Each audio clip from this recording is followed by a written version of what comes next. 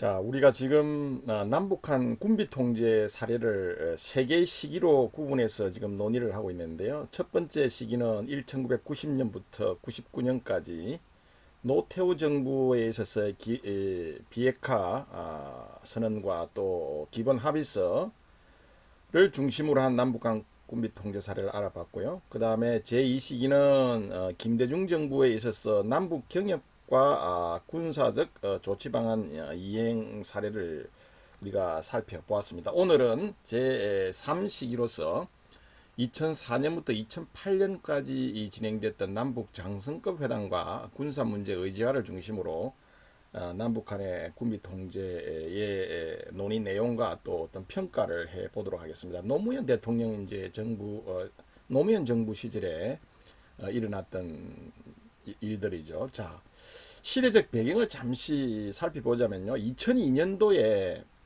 10월에 그 조지 부시 미 대통령 특사 제임스 켈리가 방북을 합니다. 물론 이제 북핵 문제를 논의하기 위해서 방북을 하죠. 그런데 이때 이제 북한이 고농축 우라늄으로 핵무기를 개발한다는 것을 본인들이 그냥 시인을 해버리는 어처구니 없는 사건이 발생합니다. 국제사회가 완전히 발칵 뒤집어졌죠. 미국도 완전히 기존의 어떤 대북 어떤 입장을 완전히 이제 정리를 하죠. 그리고 이 당시에 이제 9.11 이후에 미국은 2003년도에 이라크를 공습을 하고요. 그리고 한국은 또 자이툰 부대를 즉각 파병을 해서 미국의 이 이라크 공습을 즉각적으로 지지하고 또 한미 연합 훈련 등을 지속적으로 실시함으로 인해 가지고 남북 관계가 굉장히 냉각되는 그런 기류 속에서 2003년 2월에 이제 노무현 정부가 새로 정권을 인수하게 됩니다. 이 노무현 정부가 출범한 초기부터 2차 북핵 위기가 발생했기 때문에 이 노무현 정부의 대북 정책에는 큰 진전이 없었어요. 그래서 이제 이때 노무현 대통령이 평화와 번영의 동북아시아 시대라는 거대한 어떤 전략 목표를 제시했지만 이 대북 정책 성과는 결국은 북핵 문제의 어떤 해결 노력과 또 남북 대화 그리고 3대 경업 사업이죠. 철도 도로 연결 개성공단 금강산 관광 이런 3대 경업 사업 추진 정도로 이렇게 우리가 한정될 수밖에 없었어요. 2003년 7월에 북한은 핵 재처리 완료 통보를 통해서 핵 보유를 선언하게 됩니다. 그리고 북핵 문제 해결을 위해서 2003년 8월 27일 베이징에서 이제 동북아 6개국을 중심으로 한 6자 회담이 개최가 되죠. 자, 북한이 이제 레드라인을 넘어버렸습니다. 핵 보유를 공식적으로 선언을 하게 되고요. 그러다 보니까 이제 다시 지지부진했던 6자 회담이 다시 개최가 되면서요. 이 노무현 정부는 평화번영 정책의 이름 아래서 남북한 간의 교류를 확대하는 가운데서 이제 남북 군사회담의 제도화를 위해서 노력을 하게 됩니다. 그리고 또 다른 한편으로는 이 남북 경역 사업을 지속적으로 추진을 하면서 개성공단의 조속한 건설과 또 금강산 관광의 활성화 그리고 또 이산가족 사업의 적극 추진 등을 통해서 이 남북 경협 사업과 함께 민간 교류를 지속적으로 하고 또 다른 한편으로는 제2차 남북 국방장관 회담 개최를 요구하면서 남북 대화를 통한 북핵 문제의 평화적 해결 분위기 조성에 적극적으로 노력을 하죠. 그래서 이 노무현 정부는요.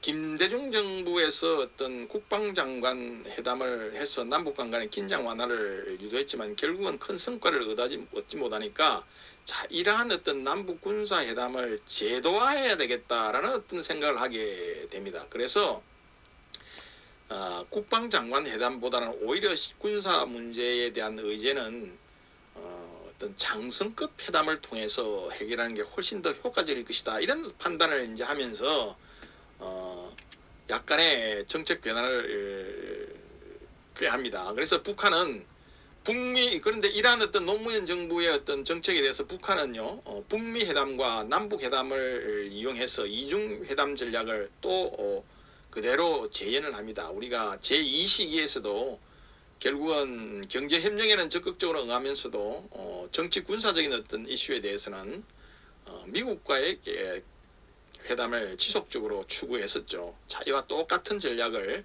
제3시기에서도 북한은 지속적으로 추구를 했고요. 또 북한은 남북회담에서 핵 문제를 포함한 군사적 이슈들이 의제화되는 것을 적극적으로 피했고요. 그리고 미국과의 직접적인 협상을 통해서 다뤄져야 된다고 지속적으로 주장을 했던 것입니다. 자, 노무현 정부는 이 남북 간의 군사적 의제 협상이 가능한 군사회담이 시급하다 이렇게 이제 생각을 했어요. 그래서 최초로 남북한 간의 장성급 군사회담을 개최할 것을 제의합니다. 앞에서 이야기한 대로 국방장관 회담보다는 오히려 장성급 회담을 하면 더욱더 실질적인 어떤 군사적인 문제를 의제화할 수 있지 않겠냐는 생각이죠. 그래서 이 장성급 군사회담은 남북한 간의 긴장 완화와 또 신뢰 구축을 위한 군사 의제를 전담할 수 있겠다는 어떤 장점을 이용한 것이죠. 즉 남북한 간의 장성급 회담을 통해서 지속적으로 정기적으로 상시적으로 또 군사 의제를 정례화하고 제도화하겠다는 이런 어떤 장점이 있기 때문에 장성급 군사회담을 제의한 것이고요.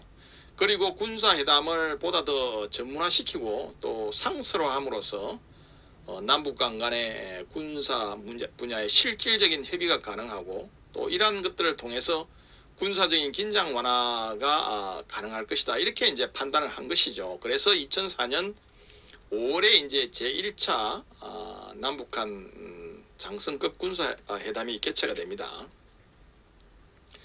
그래서 제3시기에서는 장성급 군사회담을 중심으로 하는 제3시기 이 군사회담이 진행이 되었는데요. 자, 이 시기에 남북 간의 군사회담은 군사의제 전담 협상의 성격이 강했죠. 보다 좀 구체적으로 좀 좁혀가고자 하는 어떤 의지가 강했던 것이죠. 군사 문제에 대해서. 그 1시기와 2시기를 통해서 사실 우리가 남북한 간의 군사회담을 의제화해서 긴장 완화를 한다는 게 쉽지 않다는 것을 절절히 이제 사실 통감을 하고 있었죠. 그렇기 때문에 보다 더 구체적으로 실질적으로 좀 논의를 하자는 이런 측면에서 이제 장성급 군사회담을 제안한 것이죠. 그래서 총 7차례의 장성급 회담이 이루어졌습니다. 그래서 이 시기에 주로 논의됐던 것은 서해상의 우발적 충돌 방지와 군사 분계선상의 선전활동 중지, 즉 DMZ에서의 선전활동 중지, 이 두 가지 의제가 크게 떠올랐습니다. 우리가 이 시기 이전에 1990년도와 92년도에 제1, 2차 서해 교전이 있었죠. 자, 그래서 한국은 1, 2차 서해 교전 이후에 이 서해상에서의 우발적 무력 충돌 방지를 우선적으로 의제화해야겠다는 이런 생각이 굉장히 강했습니다. 자, 그런데 이 북한은 이 서해 문제에 대해서는 원칙적인 동의만 표명을 하고요.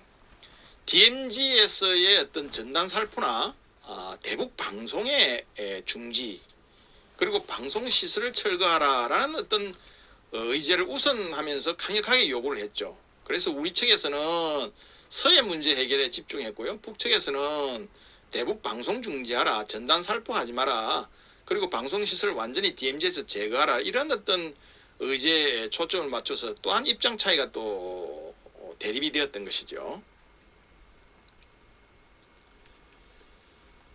그래서 결국은 남북 간의 장성급 회담을 통해서 또 우리가 좀 양보를 하게 됩니다. 또 결국은 북한의 요구는 결론적으로 얘기하면 성사가 되고요. 우리의 요구는 또 성사가 안 되죠.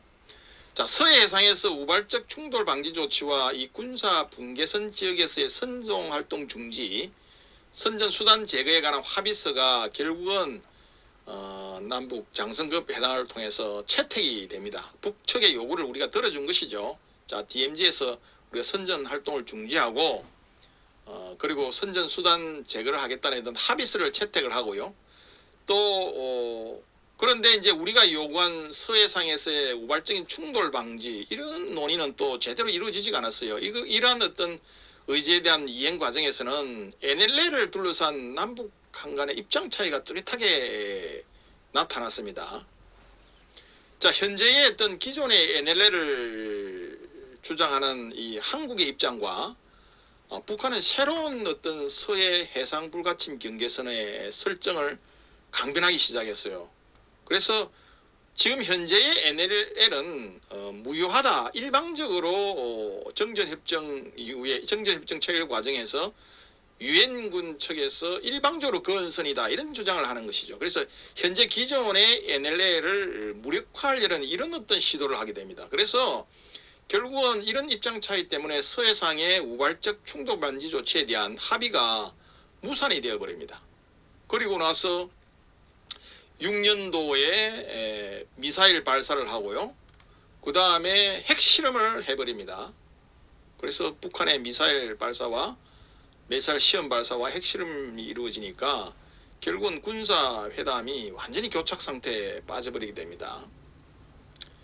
그리고 이제 결국은 북한의 핵실험을 하게 되니까 이제 이 와중에서도 육자회담은 뭐 성과는 없었지만 지속적으로 이제 이루어지고 있었죠. 그래서 제5차 육자회담에서 북핵 문제의 단계적 해결 조치를 담은 2.13 조치가 도출이 되면서 교착 상태에 빠졌던 남북한의 대화가 재개가 됩니다. 자, 이 2.13 조치라는 것은 뭐 핵심 내용이요. 우선 북한 핵시설의 어떤 폐쇄, 불능화, 폐기라는 이런 핵 폐기 로드맵과 또 이에 따라서 나머지 국가들의 어떤 단계적 보상과 보장을 담은 내용이 2.13 조치입니다. 자, 우리가 전주에 군비 통제 이론을 논의하면서 군비 통제가 가능하기 위해서는 결국은 어떤 두 가지의 어떤 필수 조건이 필요하다고 그랬죠. 첫 번째는 상호 체제 인정과 두 번째는 상호 정치적인 정치적 긴장 완화, 군비 통제를 논하기 전에 정치적인 긴장 완화가 이루어져야 된다는 어떤 논의가 이루어졌었는데요. 자, 지금 현재 우리가 남북한 간의 군비 통제는 사실은 냉전 시대 미소 간의 군비 통제처럼 대칭적인 어떤 상호주의에 입각해서 군비 통제를 할 수 있는 그런 환경이 아니죠. 이미 북한은 핵능력이라는 어떤 비대칭적인 어떤 전력 구조를 가지고 있고요. 우리 한국은 핵무기가 없는 이런 비대칭적인 구조 속에서 결국은 북한의 핵을 폐기하기 위한 군비 통제를 하기 위해서는 결국은 우리가 정치적인 어떤 요구를 들어주지 않으면 사실 성립이 되지가 않겠죠. 자, 결국은 비대칭적인 상호주의 군비 통제 방식에서는 결국은 핵심 내용이 이거죠. 상대방의 군사력을 어떤 특정 무기 체계를 폐기하기 위해서는 상대방이 요구하는 경제적인 보상, 정치적인 요구를 들어줘야 된다는 어떤 전제가 따라야 결국은 군비 통제가 원활하게 이루어진다는 것이죠. 자, 이런 어떤 비대칭적 상호주의에 입각해서 북한의 핵 문제를 폐기하기 위해서는 결국은 북한의 경제적인 어떤 요구를 들어줘야 되는 그런 입장이에요. 그런 측면에서 이제 2.13 조치는 그런 내용을 담은 거예요. 결국은 북한 핵시설의 폐쇄, 불능화, 폐기라는 어떤 단계적인 어떤 핵폐기 단계를 거치면서 결국은 나머지 국가들, 한국을 비롯한 나머지 국제사회는 단계적으로 북한에 대해서 경제 어떤 보상을 해주고 정치적인 요구를 들어준다라는 이런 내용을 담은 게 2.13 조치입니다. 자, 그런데 여기서 우리가 또 중요한 것은요, 간과해서는 안 된 것은 이러한 비대칭적 상호주의에서는 정치적인 어떤 요구, 경제적인 요구를 들어주면서도 결국은 이러한 것들에 대해서는 어떤 제도화 시켜야 된다는 것이죠. 만약에 법적 제도화가 이루어지지 않으면 결국은 당근만 받고 결국은 채찍은 회피하는 이런 어떤 결론이 생길 수 있기 때문에 결국은 이 경제적 지원, 정치적인 요구를 들어주더라도 이것을 반드시 법적으로 보장할 수 있는 어떤 제도적 장치를, 법적 제도적 장치를 마련하는 게 굉장히 중요하다고 우리가 지난주에 군비 통제 이론을 강의하면서 대칭적, 비대칭적 방식을 우리 강의하면서 굉장히 많은 논의가 이루어졌죠. 자, 결론적으로 이야기하면 이런 북한과의 비대칭적 상호주의 방식에서 군비 통제를 우리가 남북한 간에 삼시기하면서도 또 육자회담을 통해서 북미 제네바 합의를 통해서 이런 여러 가지 노력을 통해서도 결국은 이런 법적 제도적 장치가 소홀했기 때문에 결국은 북한이 본인이 원하는 것은 다 가져가고 결국은 어떤 북핵 폐기는 실패를 해버리고 오늘날 명실상부한 이런 어떤 핵능력을 보유한 어떤 정권으로 자리매김을 했다는 것은 사실 굉장히 우리가 곱씹어 봐야 될 우리의 우리의 전략을 곱씹어 봐야 되죠. 더 이상 어떤 이런 어떤 반복되는 악순환은 반복돼서는 안 되는 것이죠. 자, 그래서 이제 이 3시기에 제2차 남북 정상회담이 이루어집니다. 노무현 대통령이 또 북한을 방문을 했죠. 그리고 이 시기에 걸쳐서 제2차 남북 국방장관 회담이 이루어지고요. 자, 그래서 이 우리 한국 측은 서해 평화 협력 특별지대 설치안을 제시했지만 북한은 거부를 하고요. 결국은 이 서해상에서의 어떤 우발 충돌 방지에 대한 이런 우리의 제의는 아무런 합의를 볼 수가 없었죠. 그리고 2004년 이후에 남북한은 이 장성급 군사회담을 통해서 여러 가지 합의는 했지만 우리가 요구하는 서해상 문제와 선전수단 재건 문제, 선전활동 중지 문제에 대해서 최초로 합의는 했지만 북한이 요구했던 어떤 의자화했던 문제는 결국은 이행이 되었고요.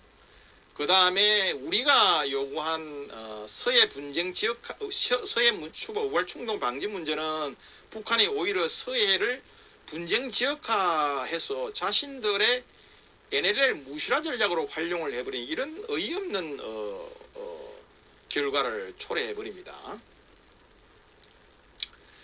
자, 이러한 것을 우리가 종합해 볼 때요. 1시기, 2시기, 3시기에 걸쳐서 우리가 남북 군사회담 결과의 특징을 보면요.